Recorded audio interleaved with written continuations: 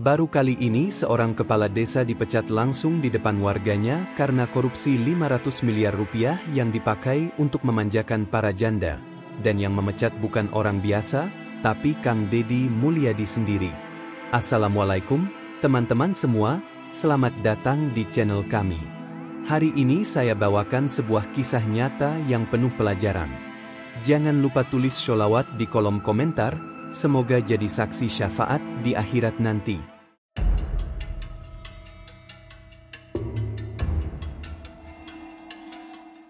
Desa Sukasari, sebuah desa kecil yang dikelilingi hamparan sawah dan perbukitan di kaki Gunung Gede, sedang berada di masa keemasannya. Pemerintah pusat mengucurkan dana desa dalam jumlah fantastis, 50 miliar rupiah, untuk pembangunan jalan, irigasi, bantuan usaha kecil, dan pendidikan. Tokoh di balik semua rencana besar itu adalah Haji Rahmat, kepala desa yang disegani. Pria berumur 52 tahun ini dikenal religius, santun, dan selalu hadir dalam acara masyarakat, dari pengajian hingga gotong royong. Setiap Jumat, Rahmat berdiri di masjid desa memberikan tausiah. Di mata warga, ia adalah bapak pembangunan, sosok yang membawa harapan besar. Warga desa begitu percaya pada Haji Rahmat. Bahkan ketika rumah-rumah mulai dibongkar untuk proyek jalan dan bantuan belum turun, mereka tetap sabar. Pasti lagi diatur Pak Kades, begitu bisik-bisik para ibu di warung kopi. Namun dalam diam, gelagat aneh mulai terlihat. Rahmat jarang berada di kantor desa, kadang 2 minggu tak terlihat. Ketika ditanya, aparat desa hanya menjawab, "Bapak lagi urus proyek ke Jakarta." Tapi warga tak tahu kemana sebenarnya dana itu mengalir, dan siapa yang kini mengisi hati sang Kades, bukan lagi rakyatnya. Seiring berjalannya waktu, dana desa 500 miliar rupiah mulai masuk tahap pencairan. Plang proyek didirikan di ujung jalan, spanduk bertuliskan, program jalan mulus untuk warga Sukasari, dipasang di balai desa. Warga sempat bersorak, membayangkan jalan setapak mereka akan berubah jadi jalan aspal yang halus. Namun, 1 bulan berlalu, tak ada alat berat datang. 2 bulan, warga hanya melihat truk pengangkut material yang bolak-balik lalu hilang. Jalan tetap berlumpur, terutama saat hujan turun. Program pemberdayaan ibu rumah tangga pun mandek. Mesin jahit bantuan belum dikirim, beasiswa yang dijanjikan untuk anak yatim tidak cair. Desas-desus mulai terdengar. Katanya duit udah turun, tapi mana hasilnya? Pak Kades sekarang jarang kelihatan, katanya sering keluar kota. Tak hanya itu, seorang tukang bangunan mengaku belum dibayar setelah membantu membuat fondasi posyandu. "Saya kerja 3 minggu, tapi cuma dikasih nasi bungkus. Duitnya mana?" Sementara itu, di waktu yang sama, Kades Rahmat semakin sering terlihat di luar kota. Mobil Fortuner putih plat merahnya kerap parkir di hotel-hotel mewah di kawasan Cipanas dan Bandung. Dan di sanalah dia selalu ditemani seorang wanita, namanya Lestari, seorang janda cantik berusia 35 tahun, mantan penyanyi kafe yang kini tampil elegan bak sosialita. Ia mengenakan tas mahal, perhiasan mencolok, dan sering memposting gaya hidup mewah di media sosial dengan caption, "Nikmati hidup selagi bisa, asal halal." Tapi siapa sangka, sumber uangnya berasal dari dana rakyat. Sementara warga masih berharap, uang pembangunan desa telah mengalir ke arah yang salah. Dan tak seorang pun menduga betapa dalam hubungan antara Kades dan Lestari. Dulunya penyanyi kafe di kawasan Cipanas, Lestari dikenal memiliki suara merdu dan senyum memikat. Setelah suaminya meninggal karena kecelakaan misterius, ia perlahan berubah. Ia berhenti menyanyi, tapi gaya hidupnya justru naik kelas. Rumor berkembang, Lestari sekarang dekat sama pejabat, katanya sering ke luar negeri, tapi kerja apa? Dan memang, dalam senyap, ia menjalin hubungan dengan Kades Rahmat. Rahmat yang awalnya dikenal agamis dan sederhana mulai berubah sejak dekat dengan Lestari. Ia mulai memakai parfum mahal, jam tangan berlapis emas, dan selalu menyelipkan waktu ke Cipanas untuk bertemu wanita itu. Tak sedikit warga yang curiga.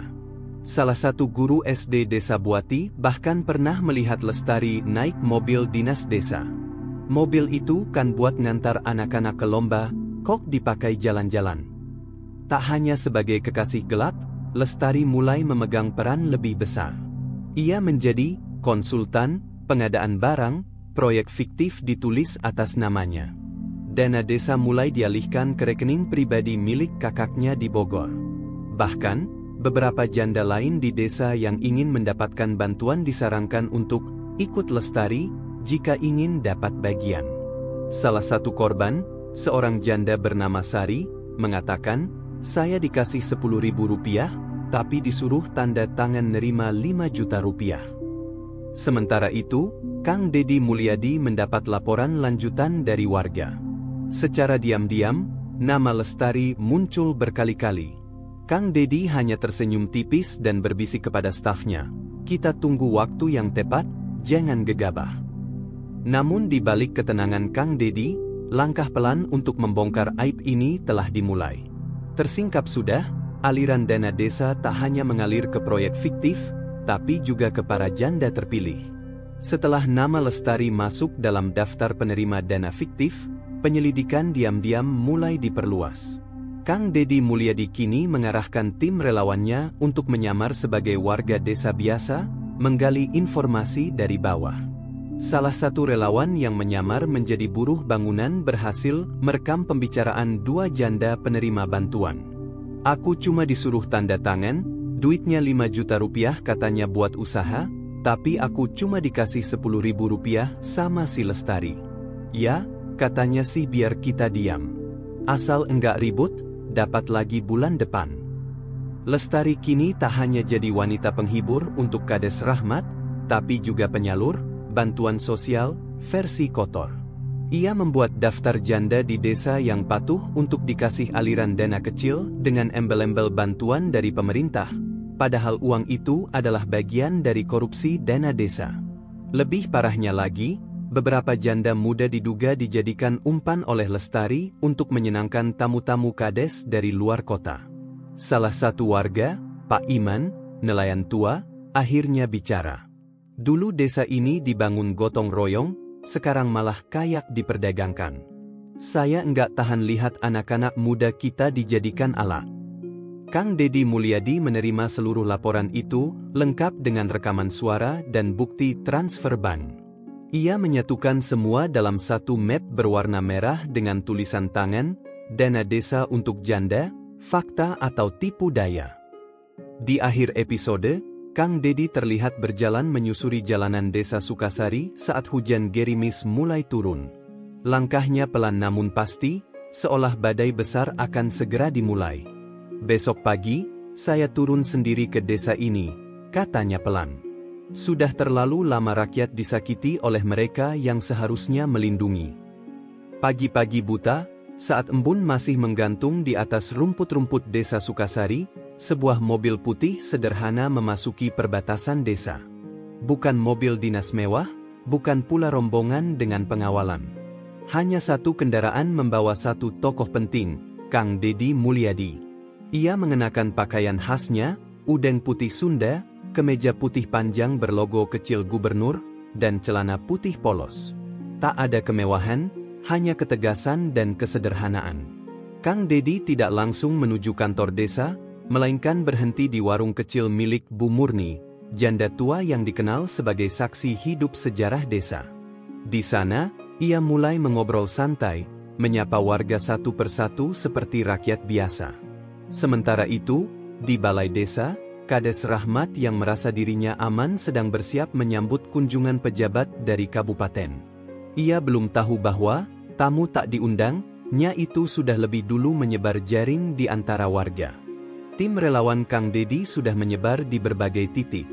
Ada yang menyamar jadi tukang ojek, ada yang jadi pedagang asongan, bahkan satu menyamar jadi guru honorer. Mereka semua sudah merekam pengakuan para janda, warga miskin, dan mantan perangkat desa yang dibuang karena menolak ikut korupsi. Salah satu momen paling menggetarkan terjadi saat Kang Dedi duduk di depan rumah Pak Hadi, mantan sekretaris desa yang dulu mengundurkan diri karena tak tahan dengan kelakuan Kades Rahmat. Saya sudah 2 tahun diam, Kang, ujar Pak Hadi. Tapi kalau sekarang jenengan sendiri yang datang, saya siap buka semuanya. Saya masih simpan semua berkas pengajuan dana palsu itu di gudang. Kang Dedi menyalakan ponselnya dan mulai merekam video. Saudaraku di Jawa Barat, hari ini saya tidak datang sebagai pejabat. Saya datang sebagai rakyat untuk mencari kebenaran. Kalau seorang kepala desa tega mengorupsi uang untuk janda dan orang miskin, maka ia sudah mencuri dari ibu kita sendiri. Wajahnya tegas. Hujan mulai turun pelan. Besok pagi, saya datangi langsung kantor desa ini. Bukan untuk basa-basi, tapi untuk meminta pertanggungjawaban. Ketika kebenaran tak bisa lagi disembunyikan, langkah kaki Kang Dedi mengguncang balai desa Sukasari. Pagi yang biasanya tenang di desa Sukasari mendadak tegang. Warga berkumpul di sekitar balai desa, bisik-bisik menyebar cepat. Kang Dedi datang hari ini. Di tengah kerumunan, suara sepatu pelan tapi tegas terdengar. Kang Dedi Mulyadi muncul, mengenakan udeng putih Sunda, kemeja putih panjang dengan logo gubernur kecil, dan celana putih polos. Tak dikawal aparat, hanya ditemani beberapa relawan dan Pak Hadi yang membawa berkas-berkas asli. Kades Rahmat yang sudah mendengar kabar kedatangan Kang Dedi, mencoba bersikap tenang. Ia sudah menyiapkan pidato dan menyambut dengan senyum palsu di depan balai desa. Namun, belum sempat membuka mulut, Kang Dedi mengangkat tangan. Saya bukan datang untuk upacara, Pak Kades. Saya datang membawa data, saksi, dan kebenaran. Hari ini, kita bongkar semuanya. Kang Dedi lalu mengeluarkan satu map tebal berisi bukti aliran dana desa yang dimanipulasi. Ia tunjukkan ke warga.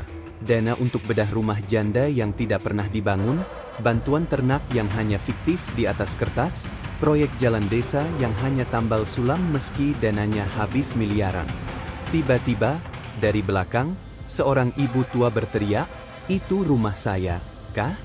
Saya dijanjikan dapur baru, tapi sampai sekarang saya masak pakai tungku luar." Disusul warga lain satu persatu maju melapor. Suasana memanas. Wajah Kades Rahmat mulai pucat. "Cukup," seru Kang Dedi. "Pak Kades, hari ini juga saya rekomendasikan pemberhentian Anda ke Bupati. Ini bukan balas dendam, ini keadilan untuk rakyat." Kang Dedi duduk di tangga balai desa bersama para janda dan anak-anak yang selama ini jadi korban. Ia tidak bersorak, tidak menghakimi, hanya diam menatap sawah yang menguning di kejauhan. Kadang hukum bisa tidur, tapi suara rakyat tidak pernah mati. Setelah penggerebekan di balai desa, berita tentang penyimpangan dana 500 miliar rupiah menyebar cepat. Potongan video Kang Dedi menghadapi Kades Rahmat viral di media sosial dan berita nasional. Warga berbondong-bondong menyampaikan laporan tambahan, bahkan dari desa lain. Keesokan paginya, Bupati Cianjur langsung mengundang Kang Dedi untuk rapat darurat di pendopo kabupaten. Dalam suasana yang tegang, Kang Dedi memaparkan data temuan bersama Pak Hadi. Ini bukan sekadar salah kelola. Ini pengkhianatan terhadap rakyat kecil. Saya minta segera turun tangan. Bupati yang awalnya terlihat ragu akhirnya mengetuk meja. "Baik, hari ini juga Kades Rahmat saya nonaktifkan sementara dan akan diperiksa inspektorat." Tak lama setelah itu, petugas dari Inspektorat Daerah dan Satpol PP mendatangi rumah dan kantor Kades Rahmat. Rumah mewahnya yang berdiri kontras di tengah kampung mulai diperiksa. Warga hanya bisa berdecak kagum melihat isi rumah. Kursi ukiran dari Jepara, mobil mewah yang biasa ditutup terpal, berangkas besar di dalam kamar. Rahmat yang biasanya sombong kini hanya bisa terdiam saat digiring untuk dimintai keterangan. Kang Dedi kembali menyapa warga di warung kopi kecil dekat sawah. Keadilan itu bukan soal menang atau kalah, tapi soal membela yang lemah. Satu kepala desa jatuh, semoga 1000 rakyat bangkit. Suasana kantor Inspektorat Kabupaten Cianjur pagi itu begitu tegang. Tim audit internal yang dipimpin langsung oleh Kang Dedi Mulyadi mulai membongkar laporan keuangan desa Sukasari. Satu persatu, bukti mulai disandingkan, dan ketimpangan itu sangat nyata. Dana yang seharusnya mengalir ke program bantuan janda tua dan lansia desa justru tercatat sudah disalurkan, namun nama-nama penerima fiktif bermunculan. Bahkan, beberapa penerima tercatat telah meninggal bertahun-tahun lalu. Kang Dedi duduk diam, memperhatikan data sambil mengetuk-ngetuk meja. Proyek jalan usaha tani ini gimana? Sudah jadi? Tanyanya. Seorang pegawai menjawab lirih, belum, Pak. Tapi di laporan sudah 100% selesai. Raut wajah Kang Dedi mengeras. Ini jelas bukan kelalaian. Ini kejahatan. Sore harinya, ia mendatangi salah satu titik proyek fiktif. Di sana hanya ada semak belukar, tak ada jalan, tak ada aktivitas. Beberapa warga setempat bahkan tidak tahu bahwa wilayah itu seharusnya sudah dibangun akses jalan 2 bulan lalu.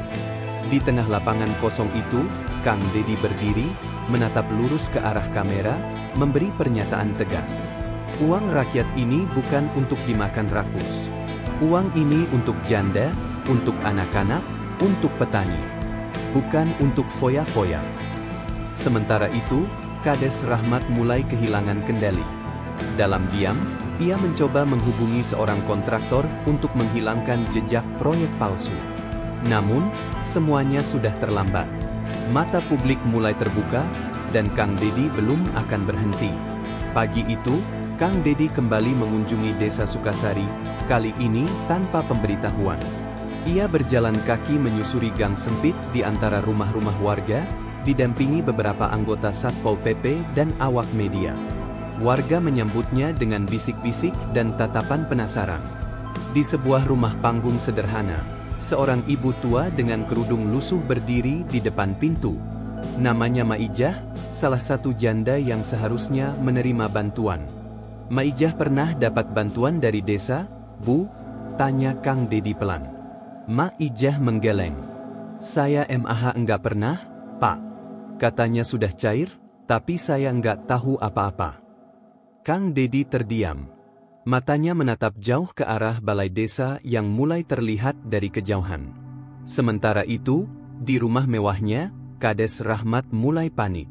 Berita tentang proyek fiktif dan korupsi janda telah viral.